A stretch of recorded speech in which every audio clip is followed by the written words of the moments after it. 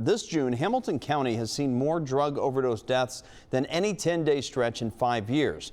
Today, members of the Hamilton County Addiction Response Coalition call it desperate times. And as Larry Seward explains, one police chief offers advice you might not believe. Remember Nancy Reagan's "just say no to drugs"? 27 years, I never thought I'd be saying this. Newtown Police Chief and Hamilton County Addiction Coalition founder Tom Synan has a twist. Don't use alone.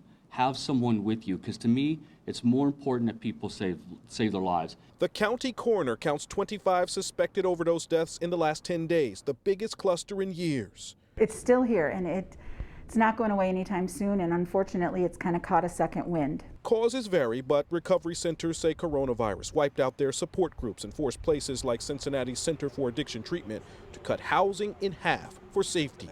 Aaron Henry, sober 27 months, counsels some who've relapsed. They say, well, I couldn't go to meetings, I couldn't go to work. I've just been sitting in my apartment by myself all day with no money coming in, and you know, the unemployment or whatever doesn't pay what they were making, and then so they thought that was the only alternative, was to use again. While COVID-19 stalled international shipping, the DEA told us smugglers struggled moving drugs. They saw fentanyl ingredients stranded in China. Knowing small amounts are enough to get people high, dealers aggressively mixed fentanyl with other drugs. Years ago, Henry heard a seller show no regard for killing customers. And he said, man, for every one that dies, there's 10 waiting in line.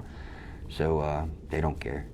You know, whatever makes them the most profit is what matters to them. He knows some who've died. With centers reopening and people like Synan pushing life-saving measures, Henry sees hope. The chief knows some people will use no matter how much police ask them not to. So his task force prefers they have someone nearby not getting high who carries Narcan and is able to call 911. Authorities see enough drugs on the street for this spike in overdoses to continue for another 2 months at least, but they're hoping spreading word about what's happening slows things down. Larry Seward, WCPO 9 News.